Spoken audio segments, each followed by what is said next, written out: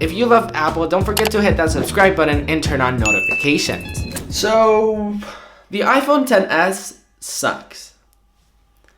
And you know it. Tell me, baby, what have I done? What's going on, guys? Apple World here. So you guys have been asking for my opinion on the Gather Around keynote. So far, I told you that I love the Apple Watch Series 4. I love the iPhone XR. I might actually be making a video just about the iPhone XR, my opinions on it. So of course, let me know in the comments if that's something that you're definitely interested. Let's talk about the iPhone XS today. Because as you guys know, we were talking so much about the iPhone XS for the past year. I mean, all the rumors, all the leaks, it sounded so good. Last month, I said, guys, there's going to be a bigger screen, better speakers, better Face ID, but don't worry, because don't worry, I'm serious, there will be a killer feature. And that's the problem. The iPhone XS did not have a killer feature. Now, of course, the iPhone XS is not a bad phone. What I mean by suck, it's just a suckish upgrade. It is just simply not worth the upgrade from the iPhone X. And it's just a boring phone. Now, every single iPhone has had its own killer feature. By killer feature, I mean those type of features that make you want to get that phone.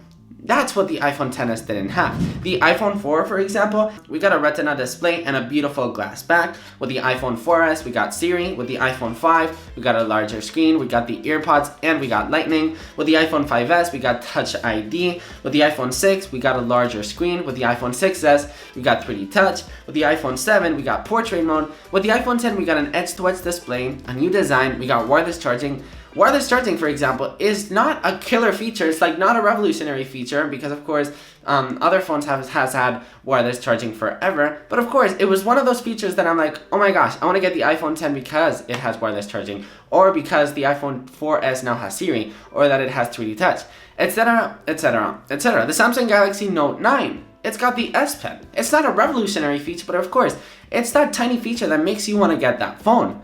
There's nothing about the iPhone XS that gets me excited. Of course, the new camera, the better improvements. There's always improvements on the camera and on the speed. But of course, Apple always adds that tiny feature that makes you want to get that phone. If I was not a tech reviewer, if I was not a tech YouTuber, if I did not have this YouTube channel, I'd probably wouldn't be purchasing the iPhone XS and the iPhone XS Max. Now, if you're thinking about getting the iPhone XS Max, it might be worth it, but the iPhone XS, it's just, if you're coming from an iPhone X, it just simply does not make sense. Now, another problem is the price. These iPhones keep getting more and more and more expensive. I mean, the iPhone XS Max can get up to $1,500. That is total insanity. You can get a MacBook Air with that. You can get a 12-inch MacBook with that. You can even buy a used car with that money. It's just a lot of money, and Apple is starting to get crazy. I know the materials are getting better. I know I just know every single part of the phone is getting better and more expensive.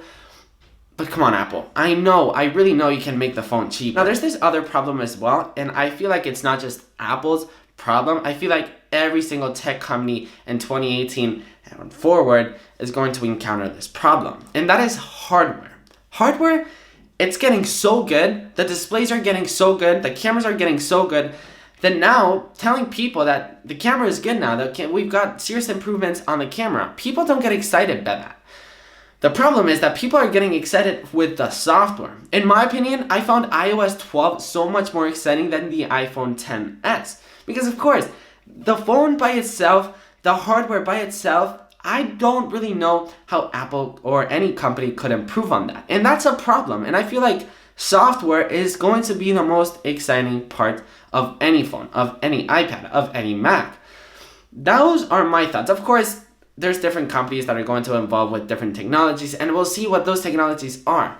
But that's a real problem, software and hardware, because I feel like people are starting to get more excited with iOS 12 or iOS 13 rather than with the iPhone 12 or iPhone 13. So we'll see what tech companies do this year in 2019. Let's see if any company develops this really cool technology that other companies can adopt. But it's starting to get really, really, really, really, really scary. So concluding my opinion, the iPhone XS sucks and you know it. It's just a boring phone. Of course, the phone is great. It's got the best specs ever. It is just a boring phone. I found that the Samsung Note 9 was more exciting with the S Pen, for example, because it had that tiny feature that made you kind of want to get it. Even though if the S Pen is pointless, it's still that cool feature that you just want to try out. And Apple didn't do that this year. I found the iPhone XR more exciting than the iPhone XS, and that's a budget phone, which is not really a budget phone. But anyways, we can talk about that in a different video. So that's my opinion on the iPhone XS. I've ordered the iPhone XS and the iPhone XS Max, of course, to review here in the channel. I'm really excited to get these phones. Of course, the new gold color looks super sexy. I love it, and I love the new gold color. I'm really excited to test out the new camera, the depth effects, but it's like okay, I'm excited, but I thought I'd be more excited. So yeah, let me know in the comments what you guys think of the iPhone XS. Did you guys purchase the iPhone XS? I just feel like the iPhone XS is not worth it if you're coming from an iPhone 10. If you're coming from an iPhone 8 or iPhone 8 Plus, sure. I just feel like the iPhone 10 is now so much more affordable, and if I were to let you know which one is more worth it, the iPhone 10 or the iPhone XS, I'd probably choose the iPhone 10 because it's so much more affordable and the feature changes aren't that different. And I definitely choose the iPhone XR if you're not really an Apple fanboy that you want to get the latest phone. And by the way, I'm not trying to diss on the iPhone. I'm not trying to diss on the iPhone XS. If you love technology, if you love Apple, go for the iPhone XS. Of course, it's the newest product. Who cares if it doesn't have the latest tech, if it's not a revolutionary phone? We love technology. We love testing out the new cameras. We love testing out the new speeds.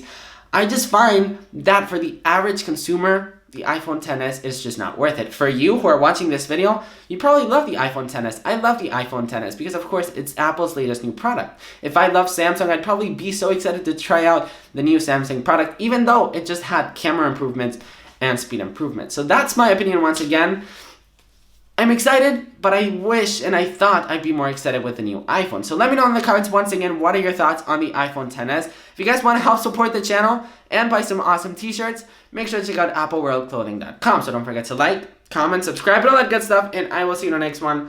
I'm sorry I ranted on the iPhone XS. I just had to give you guys my opinion because, anyways, peace.